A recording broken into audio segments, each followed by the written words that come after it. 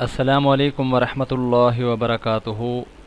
اعوذ باللہ من الشیطان الرجیم، بسم اللہ الرحمن الرحیم۔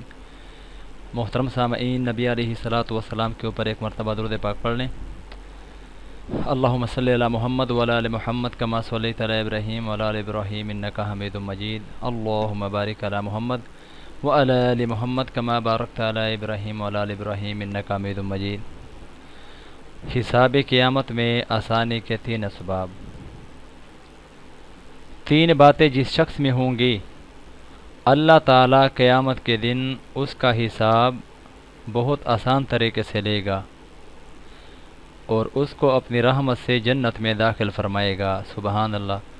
صحابہ کرام علیہم الرضوان نے عرض کی، یا رسول اللہ صلی اللہ علیہ وآلہ وسلم، وہ کون سی 3 باتیں ہیں؟ فرمایا، نمبر 1، جو تمہیں محروم کرے تم اسے عطا کرو۔ نمبر 2، جو تم سے قطع تعلق کرے یعنی تعلق توڑے تم اس سے ملاپ کرو، صلح صفائی رکھو۔ نمبر 3، جو تم پر ظلم کرے تم اس کو معاف کر دو۔ محترم سامعین، المعجم جلد 2 صفحہ 18 حدیث نمبر 5046 ہے۔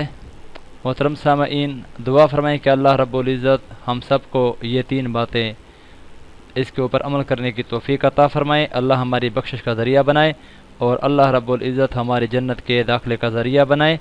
اللہ ہم سب کا حامی و ناصر ہو۔